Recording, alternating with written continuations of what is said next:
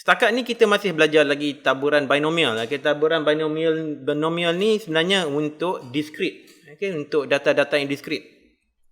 Kita tak banyak sangat sentuh tentang selanjar yang continuous sebenarnya. Nanti kita akan cover sampai kita habis taburan binomial. Okey, kita nak teruskan. Kita nak belajar juga tentang mean, variance dan sisihan piawai. Mean sebenarnya average lah ataupun purata purata atau dalam bahasa Inggeris ni sebut mean, M-E-A-N. Variance dalam bahasa Inggeris variance jugalah, hanya ejaan yang lain. Susunan piawai ni standard deviation. Standard deviation. Okey, nanti kita akan belajar lebih lagi tentang, kita sebenarnya dah belajar lah topik-topik ni di dalam topik statistik. Okey, dalam statistik dia belajar dah mean, variance, sisihan piawai. Alright, kita nak tengok macam mana nak cari mean. Okey, daripada B NP tu, okey, X, daripada maklumat N dan P kita boleh cari nilai mean. Mean adalah hasil darab N dan juga P. Okey, kita imagine lah, katakanlah kita flip, kita lambung duit shilling 4 kali. Okey, kita nak measure berapa banyak kita dapat gambar. Okey, kita lambung duit shilling duit shilling 4 kali. 4 kali. Maksudnya N bersamaan dengan 4. Okey, 4 kali eksperimen Eksperimen apa orang panggil ni? Bernoulli eksperimen. Eksperimen Bernoulli. Kita baling lambungkan, kita tengok sama ada kita dapat gambar atau nombor. Tapi kita nak tengok gambar. Jadi kebarangkalian kejayaan adalah 0.5. Okey, P adalah 0.5. Kesudahan dia boleh jadi 0, 1, 2, 3 dan 4. Tapi puratanya apa? Yang kerapnya dapat ialah 2. Okey. 2 kali kita dapat gambar, 2 kali kita dapat nombor. Okey, kita lambung 4 kali. Mungkin tak dapat, tapi itu adalah the highest probability. Kebarangkalian paling tinggi sekali ialah 2. Okey. Kalau kita lambung 4 kali, mestilah mungkin kita dapat 1, mungkin kita dapat 3, mungkin tak dapat 2 kali. Okey. Tetapi kalau kita lambung banyak kali, in the end dia punya mean akan bersamaan dengan NP. Itu bilangan kali kita lambung shilling tu dan juga kebarangkalian kejayaan. Ataupun diberi oleh formula ni lah yang dalam kotak ni. Okey, yang dalam kotak ni. Jadi itu adalah mean. Kena ingat ni kena ingat NP untuk taburan binomial. Alright. Next saya nak cerita tentang macam mana tu? Okey, sisihan piawai. Sisihan piawai ni dia punya simbol dia sigma. Nak tulis sigma macam ni Oh, yang mean sekejap saya bagi tahu macam ni nak sebut mu. Dalam bahasa Inggeris dia ejaan dia mu lah, mu.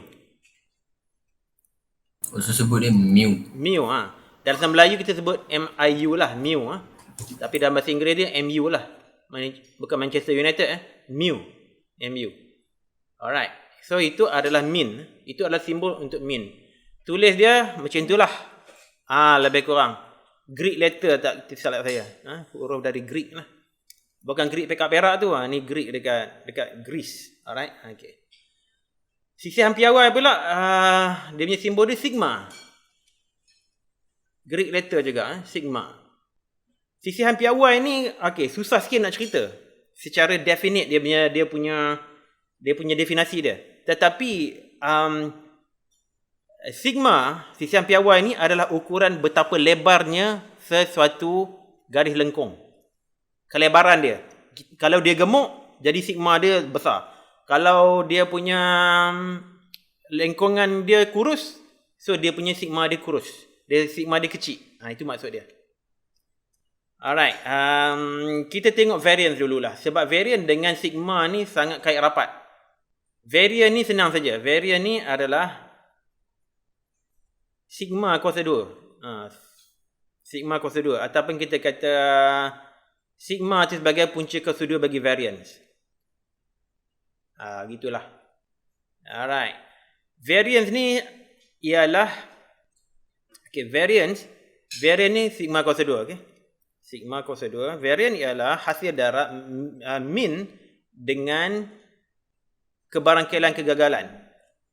Okey, ini variance sigma kuasa 2 adalah hasil darab mu tadi, mean dengan Q.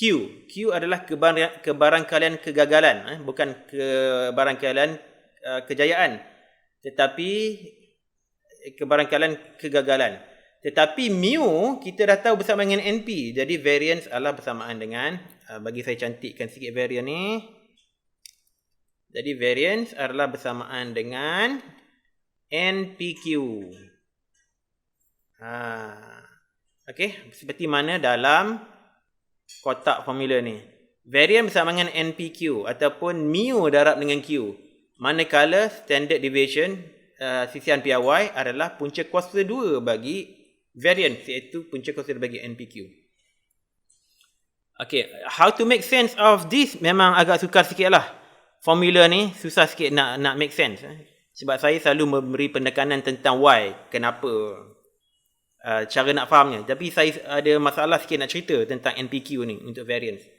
Buat masa ni kita hafal dululah. Variance adalah hasil darab mean dengan Q, NPQ.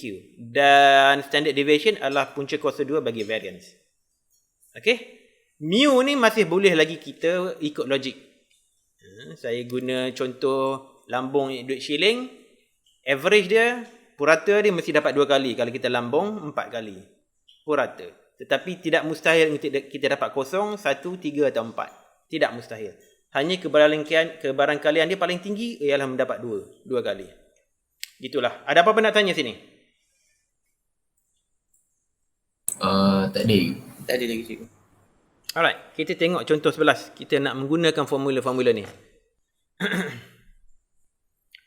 Suatu kajian mendapati bahawa 95% daripada rakyat Malaysia berumur 20 tahun dan ke atas mempunyai lesen memandu. Okey.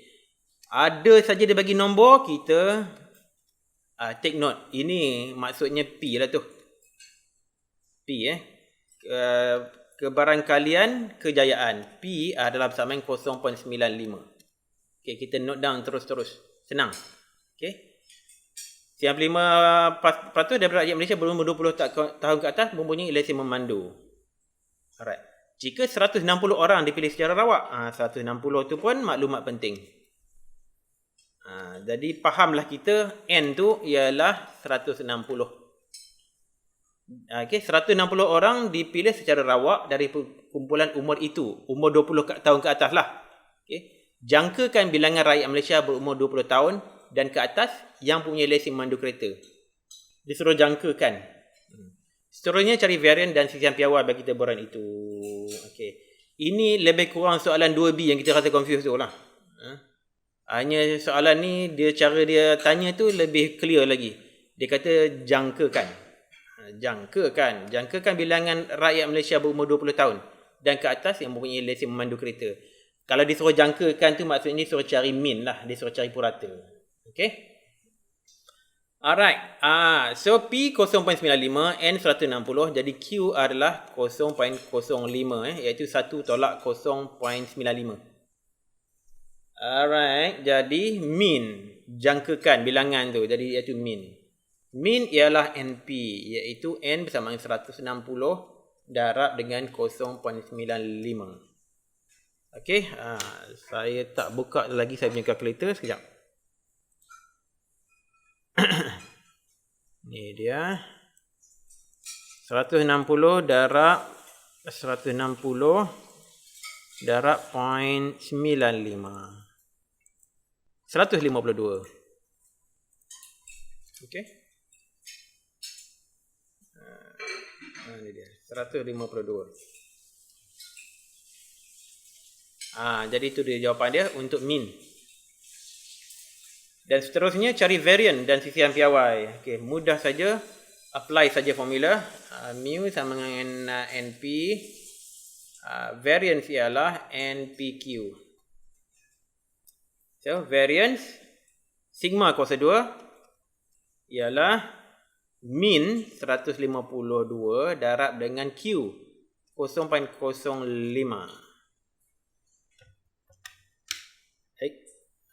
Lama sekejap. Ni dia.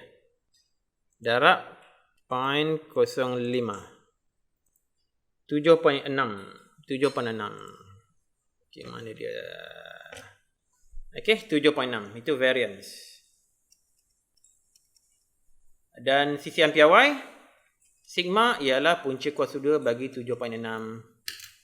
Straightforward. Dapat 2.7568. Sekejap 7.6 tadi 7.6 Oh ya, okeylah. 2.757. Okey.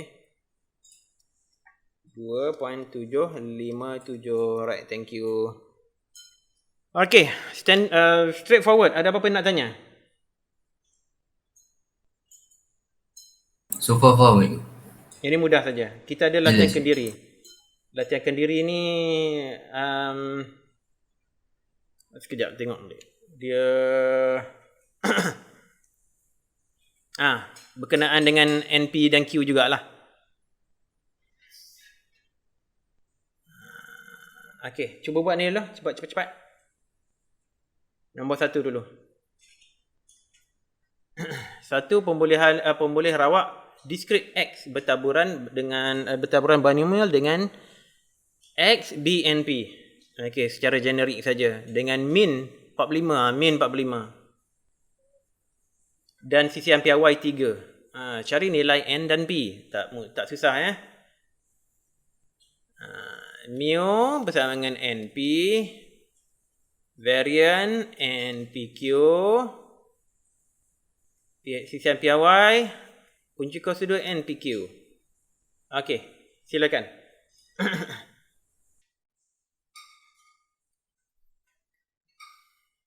Dia dah bagi awal-awal dah mu bersamaan dengan 45. Dan CCM PY iaitu 3. Dah ada dah maklumat dia. Apa nilai variance? Variance sudah tentulah 3 kuasa 2 bersama dengan 9. Variance yang kita perlu guna. Sebab variance bersama dengan NPQ. Kita nak guna formula ni. Ataupun variance ni bersama dengan mu darab Q. Mu kita dah tahu dah. Variance kita tahu 9. Kita mencari Q. Kalau dapat Q, kita dapatlah P.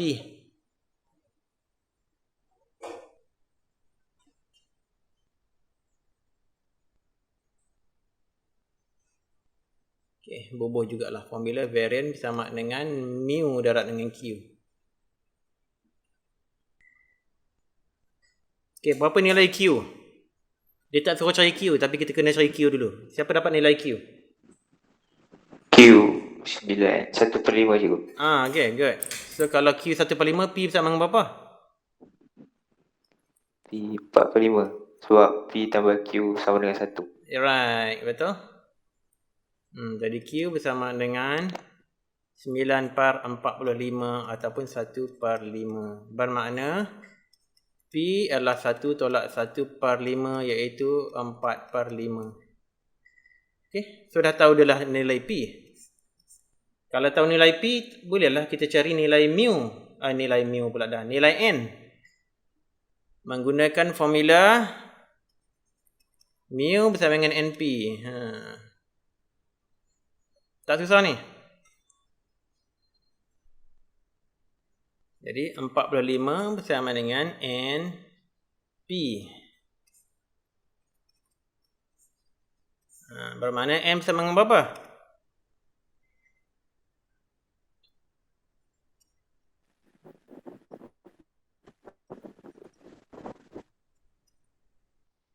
Dapat 56.25. N bersama Sama dengan cikgu. 56.25. Inilah sebabnya saya kata soalan ni soalan tak cantik. Sebab apa? Sebab taburan binomial ni untuk data-data yang diskrit. N mewakili jumlah sampel ataupun total eksperimen. Bilangan eksperimen mana boleh dapat nombor 0.25? Dia mesti nombor integer. Kan? Itulah saya kata contoh ni tidak bagus. Okey, jadi kita anggaplah jawapan dia ialah 56, okey? Okey, 56 sebab diskrit. Diskrit 56 jumlah eksperimen Bernoulli. 56. Tak boleh bilangan eksperimen bersamaan 56.25. Okey? 56 jawapan dia. Okey, ada apa-apa nak tanya soalan satu ni? Kalau Jelas. jelas. Okey, kalau tak ada pergi buat nombor 2. Suatu pemilih ubah rawak diskrit X bersama dengan X tilde B 120 0.4. Okey, cari min dan sisian piawainya. Okey, kalau dia tulis B notasi ni makna ini adalah N, ini adalah P. Okey.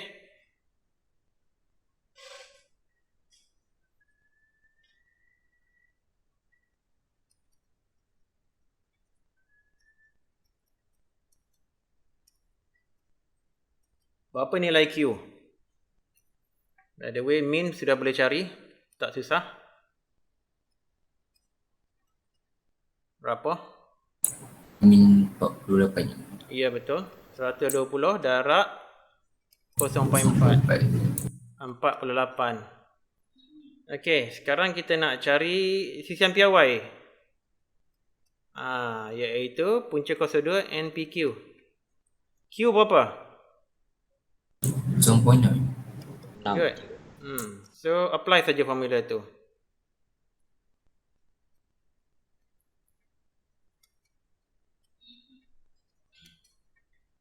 Dapat berapa tu?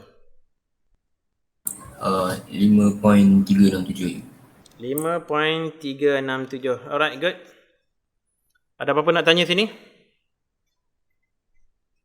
Saya tak ada. Tak ada cikgu. Dapat.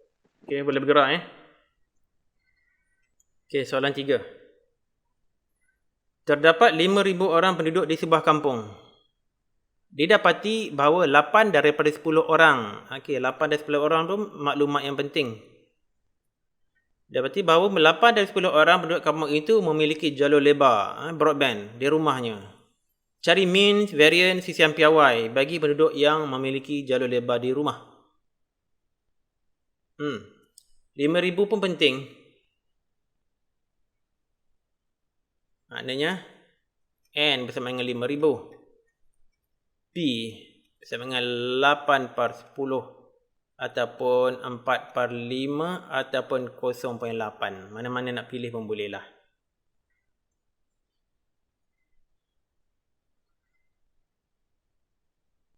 Okey, berapa min dia?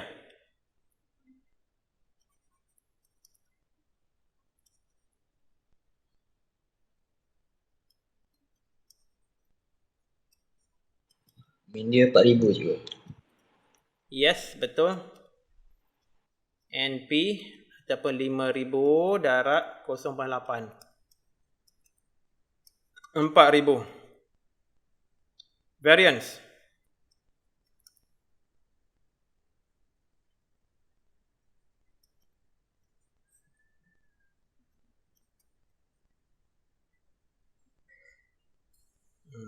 Variance ialah min darab dengan Q.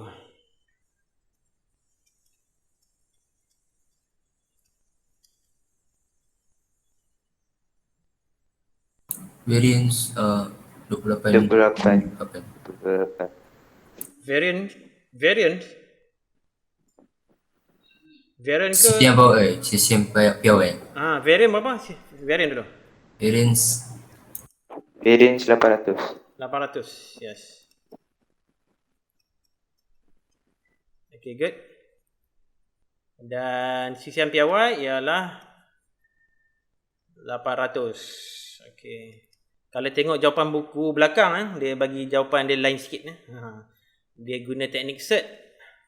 Ini adalah 400 darab dengan punca kuasa 2 bagi 2. Punca kuasa 2 bagi 400 darab punca kuasa 2 bagi 2 iaitu 20 punca kuasa 2 ataupun kita sebut sebagai 28.284. Okay, good. Mana-mana nak jawab pun boleh lah. Kalau dapat jawapan dalam bentuk cert ni, dia jauh lebih tepat. Okay, sebab kita tak perlu nak bundarkan nombor tu. Jadi nombor dia jauh lebih tepat daripada nombor perpuluhan yang kita bundarkan. Okay. Alright, nombor 4 pula. Ada apa-apa nak tanya tak soalan nombor 3? Tak ada cikgu. Tak ada je.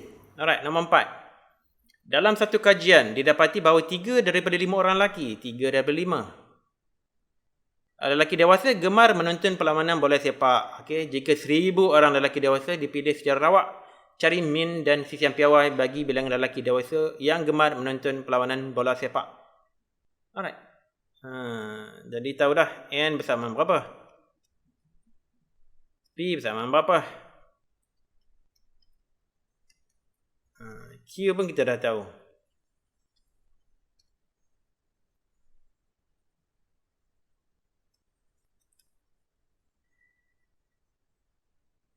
Dia nak min dan sisian piawai.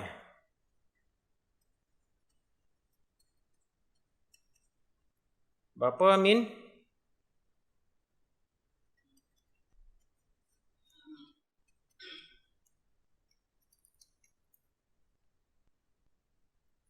Min 600. Ya, sebetul. Sisian piawai.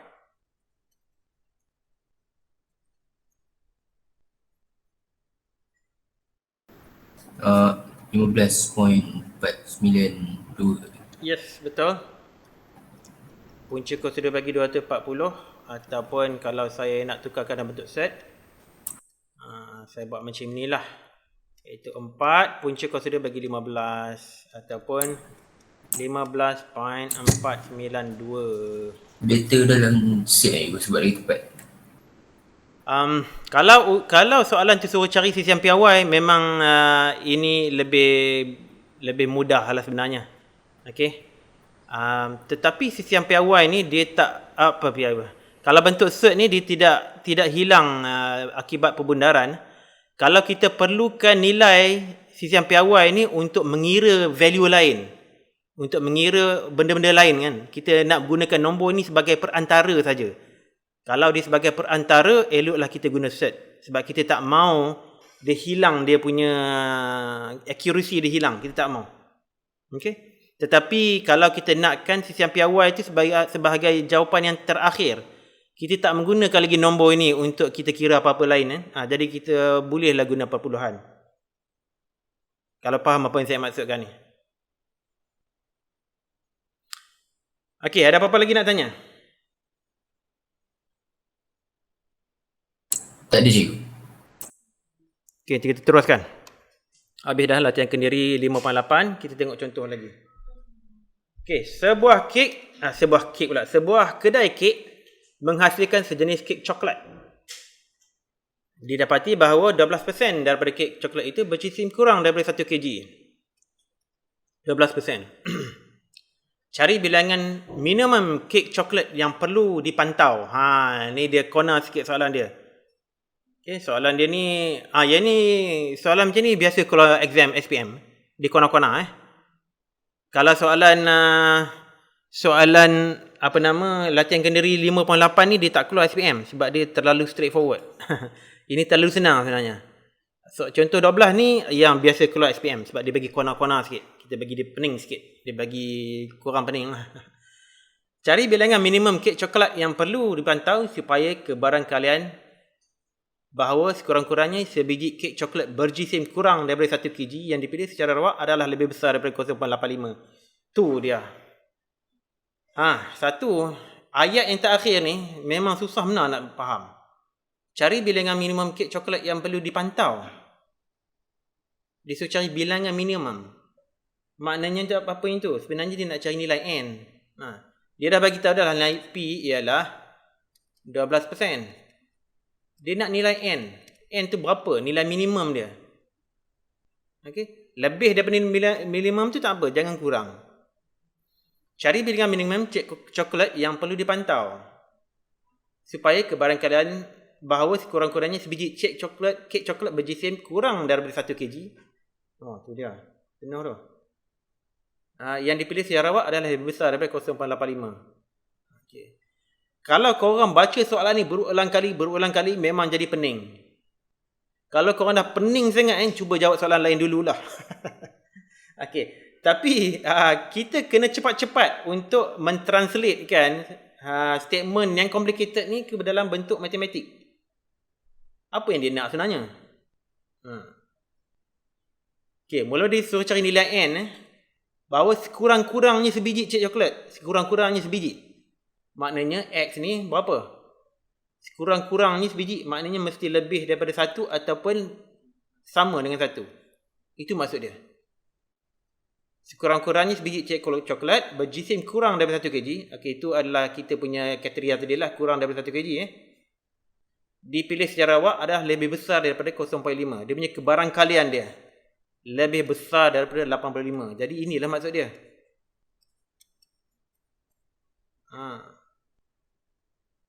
Ini soalan macam ni memang jerat Jadi cuba faham betul-betul.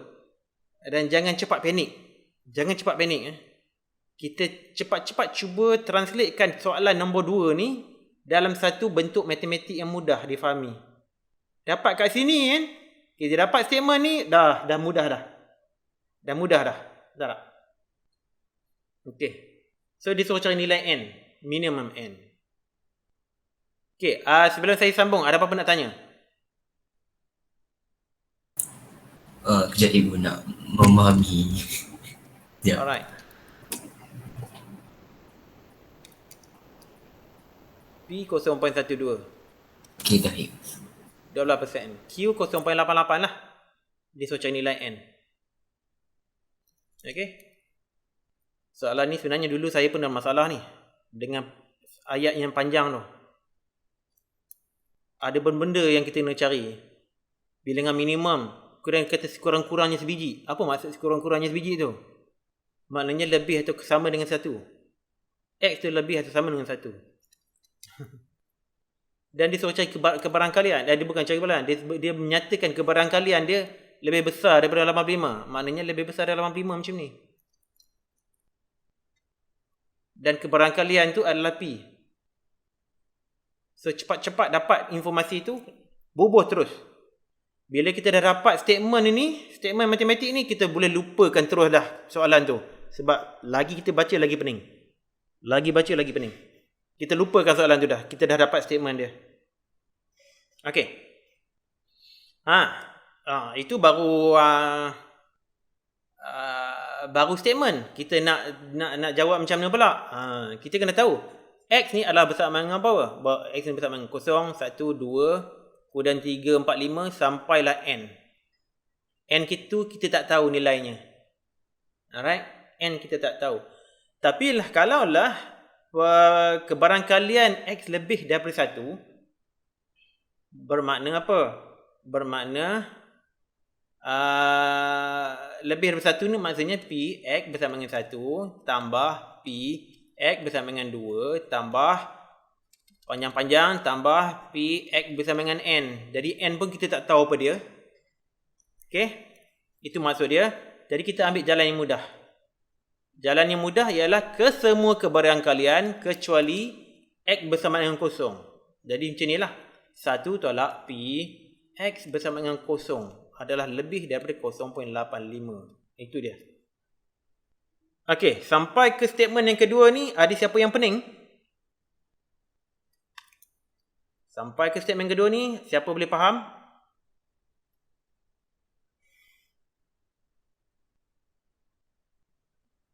Saya kurang faham. Okey, katakanlah X bersama dengan, kita ambil contoh mudah 0, 1, 2, 3, 4 kan.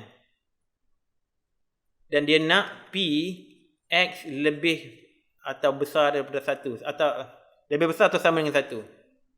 Maksudnya apa? Ini adalah sama dengan P X bersama dengan 0, bersama 0 pula. X bersama dengan 1 tambah P X bersama dengan 2 tambah P X bersama dengan 3 tambah P X bersama dengan 4. Okey, ini faham tak?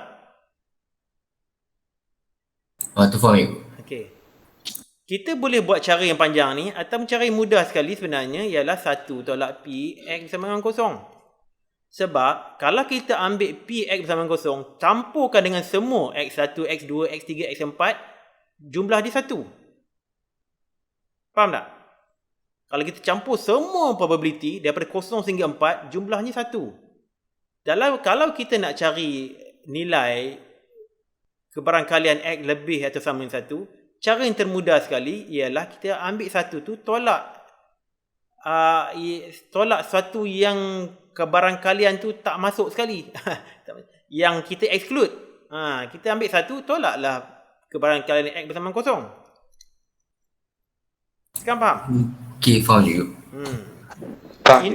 Ini contoh mudah kalau N bersama dengan 4. Tapi sekarang ni N kita tak tahu. Yang tu yang jadi masalah tu. Sebab N kita tak tahu. Okey, kalau dah faham saya delete. Delete. Alright. Jadi kita carilah.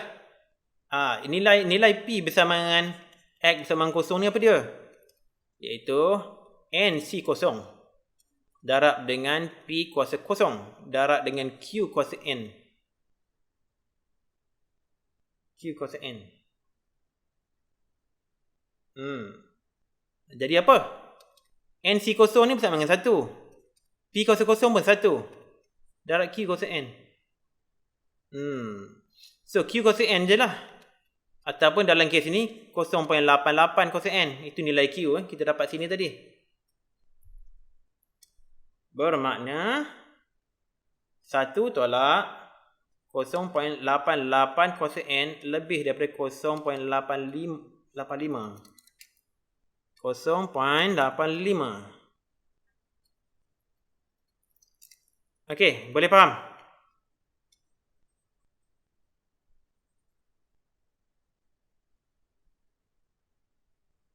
Kalau tak ada soalan, saya teruskan. Faham cikgu. Okey. So 0.88 kuasa N adalah kecil daripada 1 tolak 0.85. Okey, ini boleh faham? Tadi ni lebih besar tapi jadi lebih kecil. Sebab apa? Sebab 0.88 kuasa N ni negatif. Dia negatif tadi. Jadi saya positifkan, dia jadi kecil lah. Ataupun 0.88 kuasa N kecil daripada 0.15. Okey, boleh faham? Faham. Cikgu. Faham cikgu. Okey. Bila dapat statement ini, kita ada dua pilihan. Satu, kita nak tembak nilai N. Kita ambil kalkulator, kita tembak satu persatu. Boleh buat. Boleh buat macam ni. Tapi kalau N nilai besar, jenuhlah korang buat. 0.88, kita kata kuasa 10 tengok berapa. 0.27. 0.27 dah lebih besar daripada 0.15. Jadi tak boleh lah. Maknanya kita kena dapatkan nombor yang lebih besar untuk N. Jadi 0.88 kuasa 15 contohnya lah. 0.1469. Dah dekat dengan dah rapat dah dengan 0.15. Dia kata nak kecil lagi kan. Jadi ini kecil lagi lah ni. Jadi ini kecil lagi. Kalau kita cari 0.88 kuasa 14 tadi kuasa 15 kan. Dia masih kuasa 15 pula dah silap. 0.88 kuasa 14 pula. Tadi 15. Kuasa 14 je dah lebih besar daripada 0.15. Dia nak kecil. Jadi jawapan dia N mestilah 15. Mana N adalah mestilah 15. Nilai minimum nilai minimum N.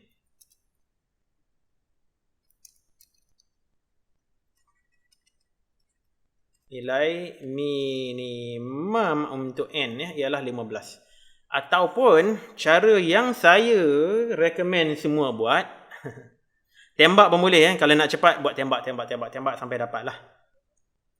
Kalau nak bijak, kita buat macam ni. Daripada sini kita bawa ke sini. Kita guna apa dia? Kita guna log. Log 0.880n adalah lebih kecil daripada log 0.15. Diharapkan tak ada siapa yang, diharapkan semua orang masih ingat logaritma. Kalau kita guna hukum logaritma, ada kuasa n ni, n tu kita boleh bawa ke depan.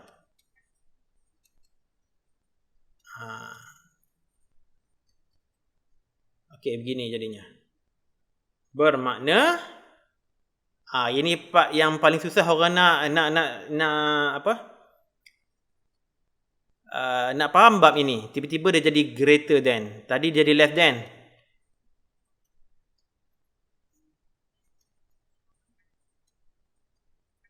N mesti besar daripada logaritma 0.15 bagi dengan logaritma 0.88. Kenapa dia tiba-tiba ditukar dari kecil jadi lebih besar? Disebabkan nilai log 0.88 ni negatif. Disebab dia kurang daripada 1. Kurang daripada 1 je dia jadi negatif. Kita tengok log 0.88 mesti negatifnya. Okay. Kalau log 1 bersama dengan kosong. Kalau log kurang daripada 1 bersama negatif. Kalau lebih daripada 1, log 2 contohnya, dia akan jadi positif. 0.3 positif. Kalau kurang daripada 1, log 0.88 kurang daripada 1, dia akan jadi negatif. Sebab itulah bila kita bawa turun benda ni ke kanan bawah, tanda kecil tu jadi lebih besar sekarang ni. Boleh faham ke tu? Faham you. Okay, sekarang kita bahagikan log ni. Log 0.15 iaitu negatif juga nilainya. Bagi dengan log 0.88 iaitu 14.8. And lebih daripada 14.8. Lebih. Dan n ni mesti nombor integer. Jadi nilai minimum n ialah 15. Iaitu lebih sedikit daripada 14.8. Dapatlah jawapan dia. Okey, boleh faham tak tu? Boleh juga. Okey. Kalau ada masalah dengan logaritma, tolong uji kaji. Boleh je. Logaritma ni kita akan guna tau untuk topik ni. Baik. Alright, good. Soalan ni seperti yang saya cakap tadi, macam ini lebih kurang selalu keluar exam. Okey, jadi dah habis exam ni, dah habis kelas nanti, tengoklah video ni balik. Cara nak selesaikannya. Nak guna cara tembak saja pun boleh, nak cara logaritma pun boleh. Okey. Tapi saya risau satu perkara saja. Sekiranya ada dalam skema jawapan yang examiner tu tulis, yang examiner tu tengok ada penggunaan log. Saya risau kalau ada penggunaan log, risau kot tak dapat markah saja kalau tak jawab guna log lah. Wallahu alam, saya tak pasti. Itu bergantung pada skema dan bergantung pada orang yang cek jawapan tu. Kalau dapat guna log, gunalah log. Okey, bergerak ke contoh 13. Okey, contoh 13 pun soalan-soalan yang biasa keluar juga SPM. Tapi contoh 13 ni mudah sikit daripada contoh 12 tadi. Dalam satu kajian didapati 35%. 35% daripada rakyat Malaysia yang lahir dalam julat tahun 180 ke 2000 berkemampuan membeli sebuah rumah sendiri. Okey, korang semua tak masuk dalam tahun ni. Korang semuanya lahir selepas tahun 2000. Berkemampuan membeli sebuah rumah sendiri. Jika 10 orang daripada rakyat Malaysia, 10 yang lahir dalam julat tahun itu dipilih secara rawak, cari kebarangkalian bahawa tidak lebih daripada 2 orang. Tidak lebih daripada 2 orang. Tidak lebih daripada 2 orang yang berkemampuan membeli rumah sendiri. Dari sini kita tahu P bersamaan 0.35. Bermakna Q sudah tentulah 0.65. Cepat-cepat tulis. Sebab kita tak mau baca soalan ni dah. Kalau lagi banyak kita baca lagi pening. Dan N bersama dengan 10. Okey, dapat informasi ni kita dah okey. Next, kita nak tengok yang ni. Tidak lebih daripada 2 orang ni. So dia suruh cek ke barang kalian. So P lah. Kita nak bubuh macam mana ni dalam kurungan ni? X. Macam mana nak bubuh dalam kurungan ni? Dia kata tidak lebih daripada 2 orang. Tidak lebih daripada 2 orang maknanya kurang daripada 2 orang. Ini dah mencukupi ke belum? Tidak lebih daripada 2 orang. Mana kurang daripada 2 orang. Tetapi boleh diterima juga bersama dengan 2 orang. Dia kata tak lebih daripada 2 je. 2 atau kurang boleh. Jadi X mestilah kurang atau sama dengan 2. Itu maksud dia. Bermaknanya apa? Maksudnya P, X bersama dengan 0 tambah P, X bersama dengan 1 tambah P, X bersama dengan 2. Siaplah. Cari jalan ni. Senang saja. Jadi 10C0 darab 0.3500 darab 0.65 kuasa 10 tambah. Okay, ini X sama 0. Next one is 10C1 atau 5 ke 1 darab 0.65 kuasa 9. Tambah 10C2 darab 0.35 kuasa 2 darab 0.65 kuasa 8. Alright. Ini benar bersamaan 1. Ini pun bersamaan 1. Yang ini bersamaan dengan 10. 10C2 tu kita kena guna kalkulator. Jadi kita gunalah kalkulator. Kita guna kalkulator. Ini kena hati-hati sebab panjang sangat calculationnya. Sumber silap buat dari sini memang sangat tinggilah. 0.65 kuasa 10. 0.65 kuasa 10 dulu. Tambah. Jangan tekan darab. Tekan tambah. 10C1 tu 10 saja. Darab 0.35 kuasa 1. Pastikan semua betul. Jangan disilap. 0.65 kuasa 9. Okey. Hati-hati. Semua mesti betul. Okey, betul? Tambah 10C2. 10C2 darab 0.35 kuasa 2. Betul juga. 10C2 betul. 0.35 kuasa 2 betul. Darab 0.65 kuasa 8. Okey, nampak macam semua betul. Okey, 0.2616. Itu dah dia jawapan dia.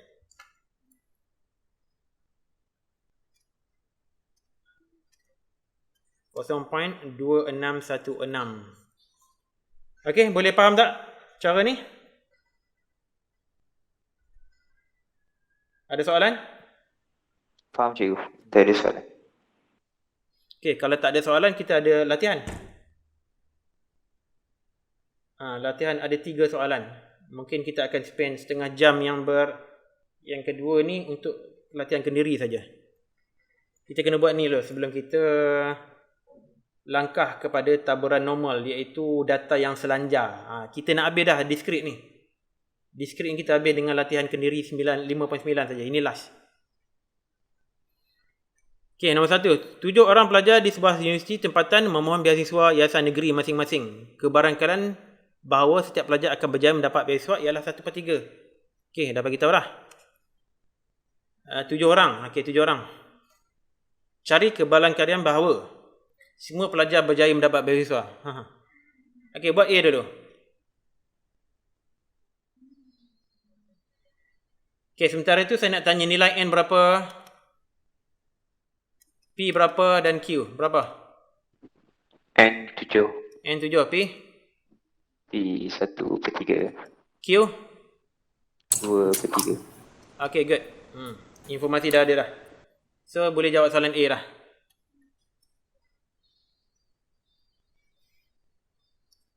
Dia suruh cari kebarangkalian. Apa nak bubuh dalam kurungan ni? Semua pelajar berjaya mendapat beasiswa. Macam mana tu?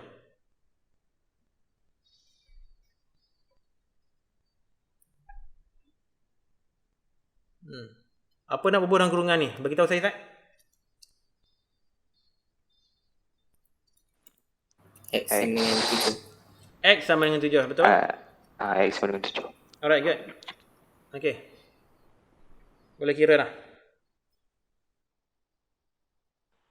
Dapat 1/2 187 cikgu. Yes, betul. 7C7. 7C7 ni bersama dengan 1. Tak payah cakap. Kemudian 1/3 kuasa 7. Kurang kena darat 2/3 kuasa 0. 2/3 kuasa 0 pun tak payah. Sebab itu bersama dengan 1. Jadi bersama dengan 1/2187. Ataupun dalam perpuluhan dia jenuh lah. Banyak. Kecil sangat 457. Jadi kebarangkalian untuk semua pelajar dapat beasiswa tu sangat-sangatlah rendah. Mustahil lah basically. Bukan mustahil tapi susah lah. Okay, B. Hanya 2 orang pelajar berjaya mendapat beasiswa. Okay, P. Apa nak berbual dalam kurungan tu? X sama dengan 2. Good. Alright. Teruskan. Cikgu. Mhm.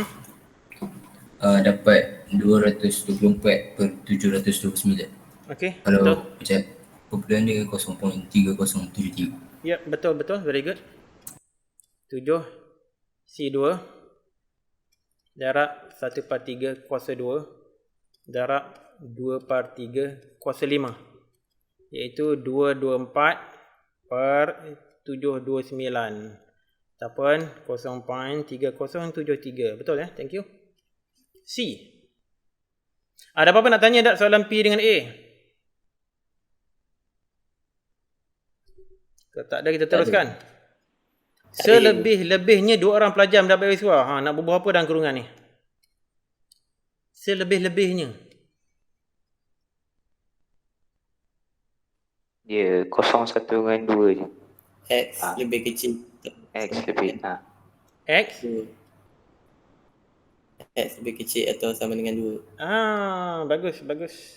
Macam tadi, siapa jawab tadi? Maknanya X sama dengan 0 tambah 1 tambah 2. Yes. Okay. Teruskan.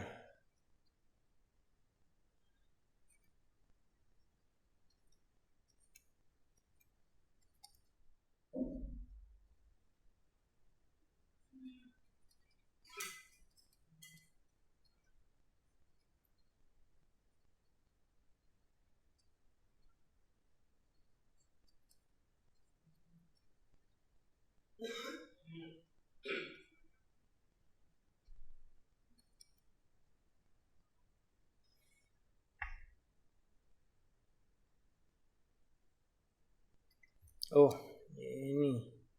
ini dah dapat dah tadi atas tadi.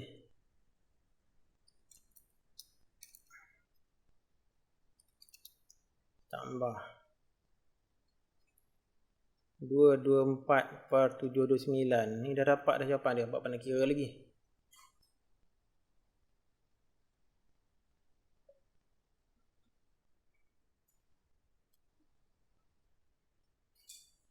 Macam ini saya nak bagi tengok Macam jawapan atas ni dibuat sebagai perantaraan. Kalau dibuat sebagai perantaraan, saya bubuh dalam pecahan sebab saya tak mau guna perpuluhan sebab perpuluhan kita bundarkan. Saya guna pecahan sebab nilainya lebih tepat. Nak guna lagi nombor tu. Bila nak guna lagi sebagai perantaraan, saya tak cukup tak suka nak bundarkan. Seboleh-bolehnya saya guna pecahan. Cikgu. Dapat 416/729. Yes, betul. Atau 0.5706. Okay, ada apa-apa nak tanya sini?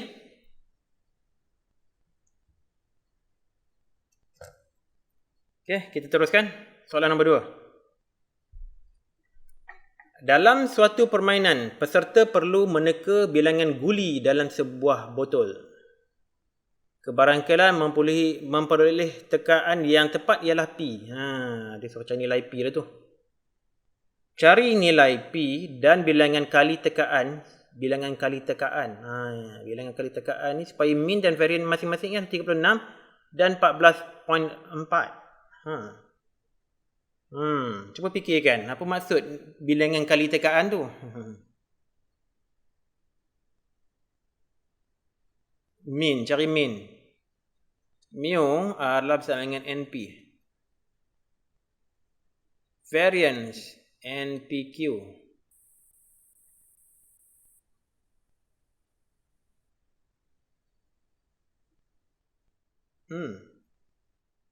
Itu dia.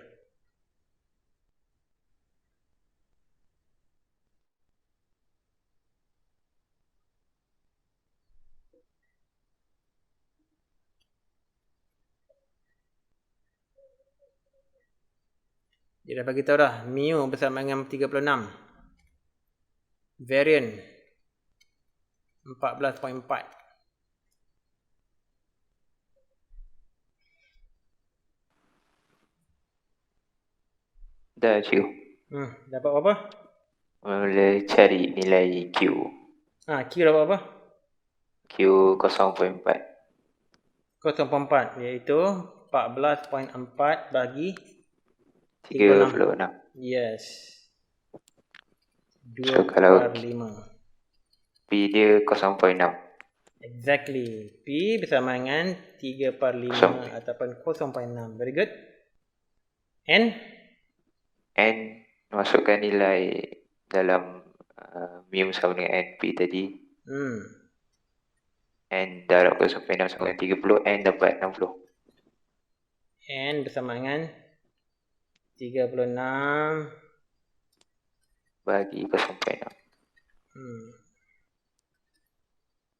60 Okay, good. Ada siapa dapat jawapan sama? Dapat je. Alright. Jika peserta membuat 8 kali tekaan.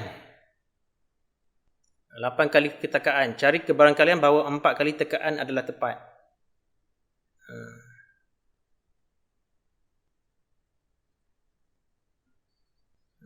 Mana kita kena guna nilai P yang atas lah.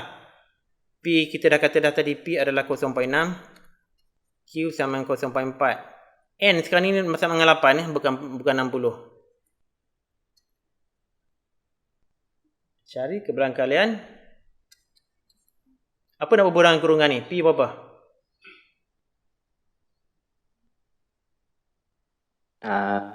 X sama dengan 4 kod. Ya betul, bukan kod yang memang betul. Sebab dia suruh cari 4 kali tekaan tepat Jadi ni kebarangkalian dia.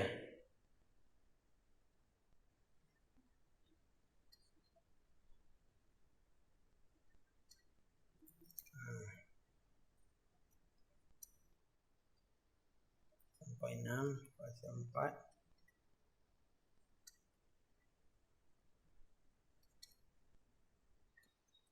Jawapan dia 0.2322. Yes. Betul.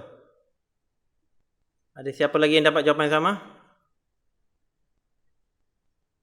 Sama cikgu. Sama cikgu. Okay, good. Saya teruskan. Soalan nombor 3. Ini soalan last. Alright.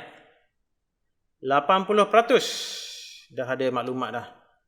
80% daripada murid sebuah sekolah meminati mata pelajaran sains. Satu sampel yang terdiri daripada N orang. Dia tak beritahu nilai. N orang murid dipilih secara rawak dari sekolah itu. Jika kebarangkalian bahawa semua murid minat mata pelajaran sains adalah 0.342, cari nilai N. Soalan A dulu. P bersama dengan 0.8. 0.2. Semua murid. Macam mana tu?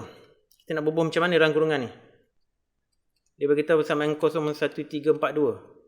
Nak berbual apa rangkurungan ni? Semua Satu je.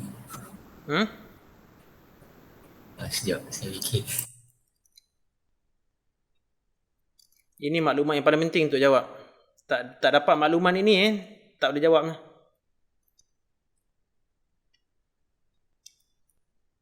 Apa nak tulis yang kurungan tu? Dia dah bagi dah nilai dia X sama 0.1. dengan N. N. X bersama dengan Kod. X sama dengan N juga. jangan tulis kod, nanti saya tulis kod kat sini. Ya, X sama dengan N. Okey, betul. Alright. Okey, guna formula tu P X bersama dengan R bersama dengan N CR. P kuasa R, Q kuasa N tolak R. Gunalah.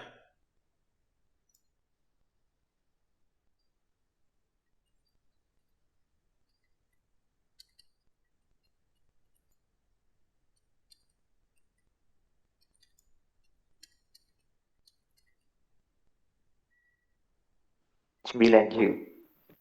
Guna logaritma ke guna tembak? Guna N log. Guna log. Alhamdulillah, bagus. Good. N sama 9, betul lah tu. Ini sama dengan 1, ini sama dengan 1. Lupakan. Okay, ada siapa lagi dapat jawapannya sama? Saya tengah kira balik. Salah tekan. Salah tekan.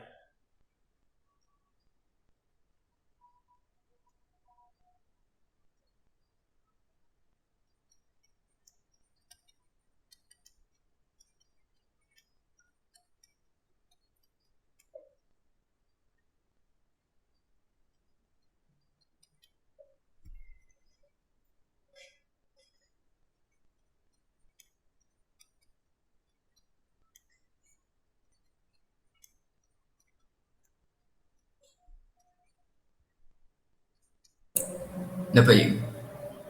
Okey, teruskan soalan B. Berdasarkan jawapan di A, iaitu N bersama dengan 9 lah. Cari kebarangkalian bahawa kurang daripada 3 orang murid minat mata pelajaran sains. So macam mana tu nak tulis? Kurang daripada 3. Nak tulis macam mana ni?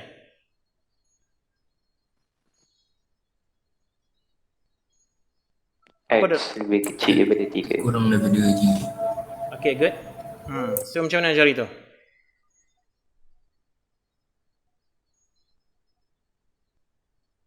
X sama dengan 0 tambah P X 1. Sampai 2 je. Sampai 2. 3 tak. Yes, betul. Good.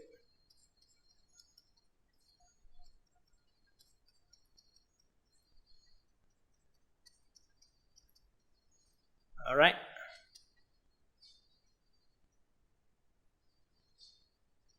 Remember N bersama dengan 9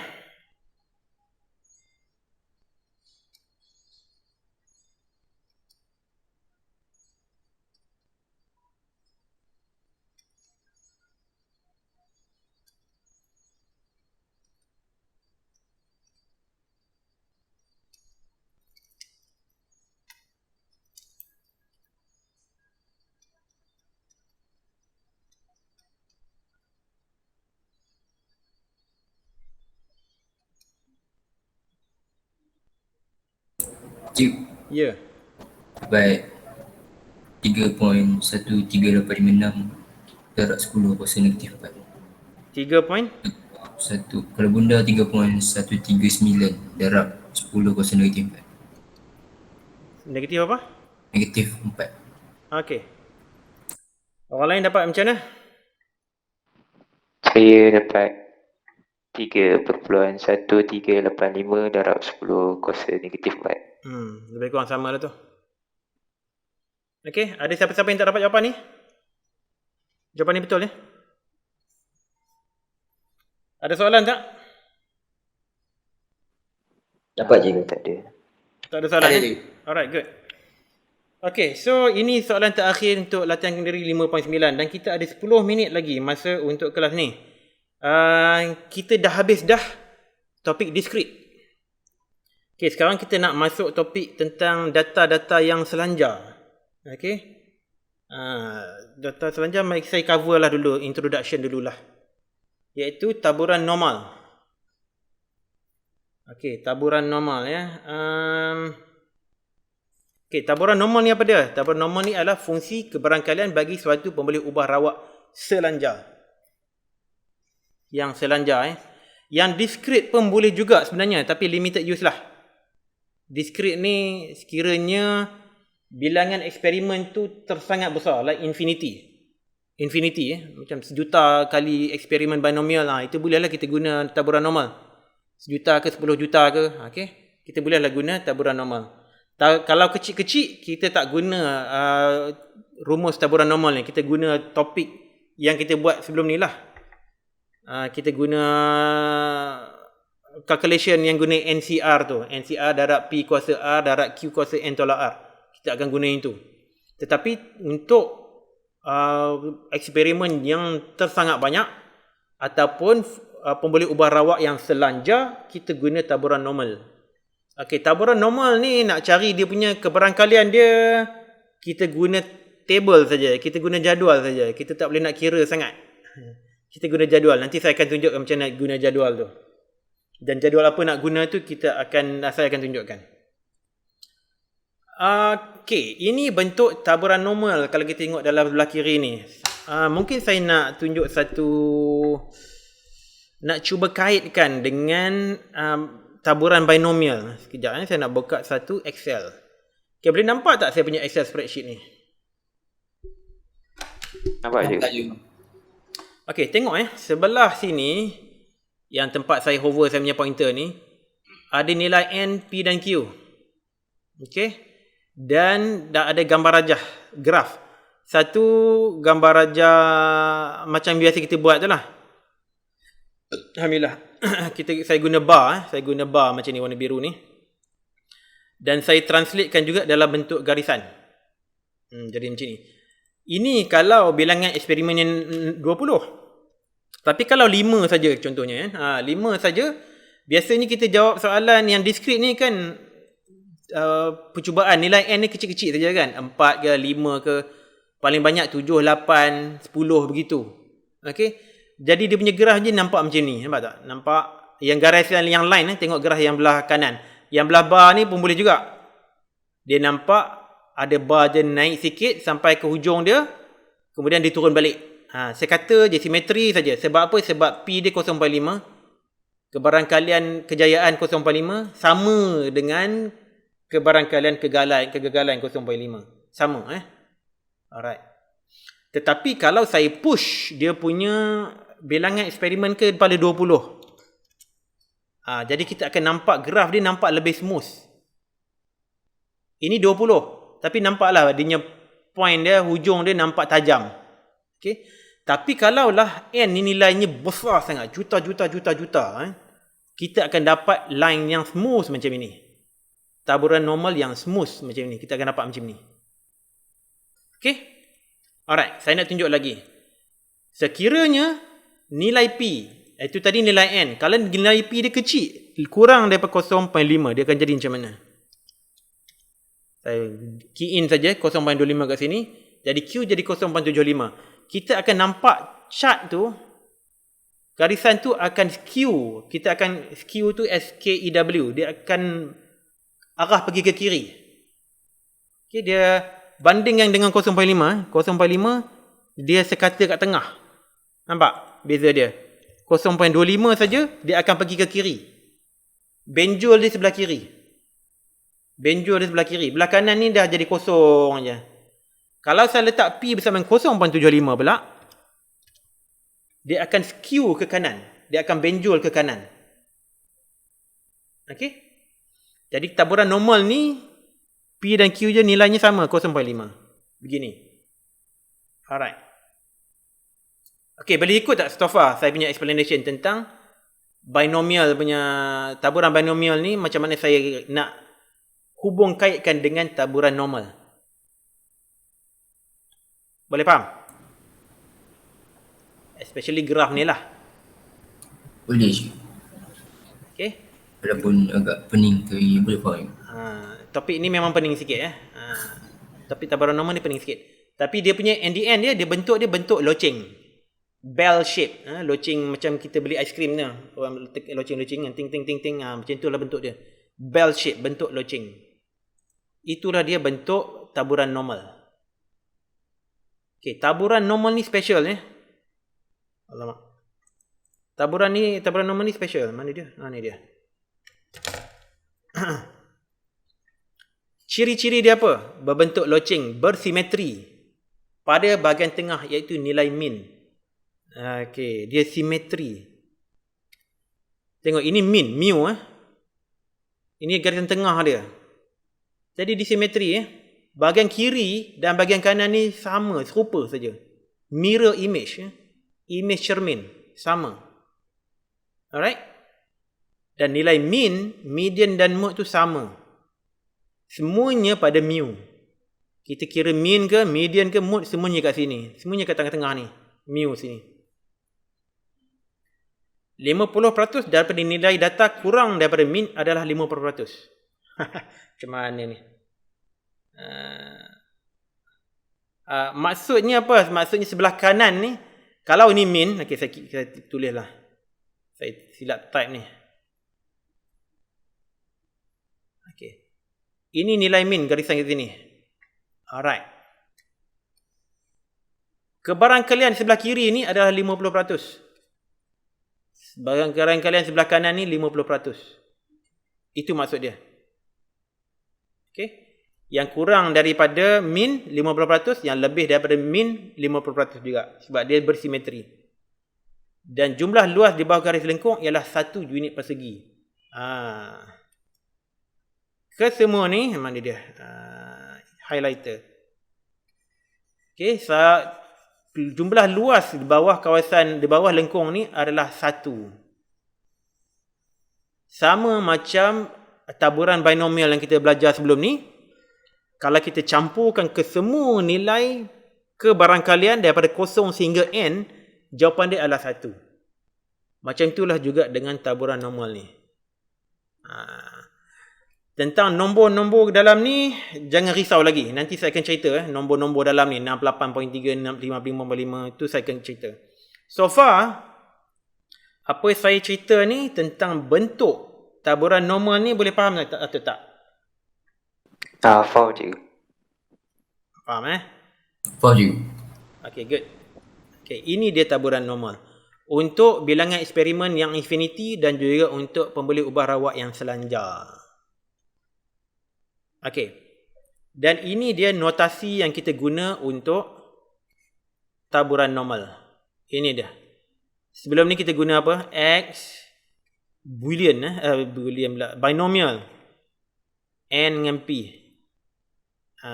Tapi untuk taburan normal kita guna N, bukan B. B ni binomial untuk bernolis eksperimen. Tapi ini untuk taburan normal kita guna N. N tu for normal lah. Dan dalam ini mu, iaitu min lah. Min. Dan ini adalah variance. Okay. Jadi ada dua data ni cukup dah. Dia bagi min saja dengan variance saja, kita dah boleh tahu bentuk taburan normal dia macam mana. Okay. Alright.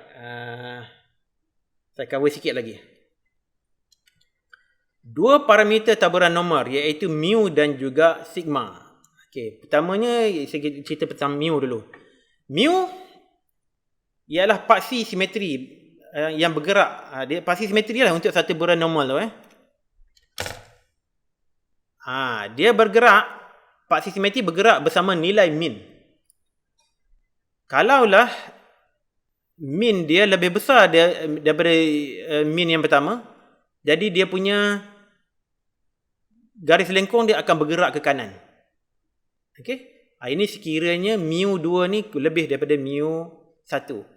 Kalau mu3, katakanlah mu3 dia, kalau mu1 ni lebih daripada mu3, jadi dia akan pergi ke kiri. Okey. Sebab ingat sebab mu adalah paksi simetri. Mu adalah paksi simetri. Jadi dia bergantung pada nilai mu, maka dia punya garis lengkung tu akan bergerak. Bentuk garis lengkung tidak berubah selagi nilai sisian piawai iaitu sigma kekal sama. Sekarang kita ubah mu saja, kita ubah min saja, maka dia akan bergerak ke kanan atau ke kiri mengikut paksi simetri. Okey, kita tengok sigma pula.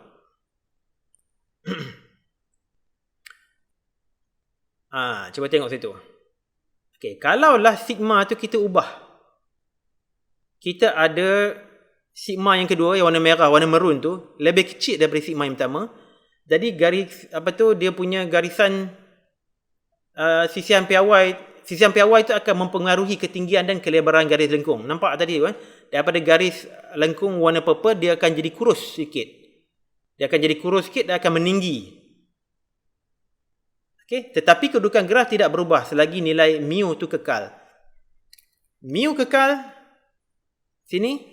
Tadi part simetri dia kekal kat situ, jadi dia tak berganjak. Dia hanya graf tu akan jadi lebih kurus dan tinggi ataupun dia jadi lebar dan pendek. Itu dia maksud dia. Okey, ada apa nak tanya sini, Safa? Tak ada cikgu. Okey. Tak ada cikgu. Tak ada cikgu. Alright. Semakin besar nilai sigma, semakin besar serakan. Perkataan serakan ni penting juga. Serakan tu maksudnya kalau kita guna perkataan berselerak, kita berselerak, maknanya serakan dia tinggilah. Besar nilai sigma, makin besarlah serakan taburan normal tu. Makin jadi gemuk lagi lah. Garis lengkung tu akan jadi lebih gemuk dan lebih pendek. Dan luas di bawah garis lengkuk tu kekal pada 1 unit persegi. Dia tak berubah. Nilai sigma tak kira nilai berapa saja sigma tu, tapi luas di bawah garis lengkuk tu kekal pada 1 unit persegi. Okey. Ini yang last lah, slide yang last kali saya nak cerita. Okey. Taburan normal ni sangat-sangat konsisten.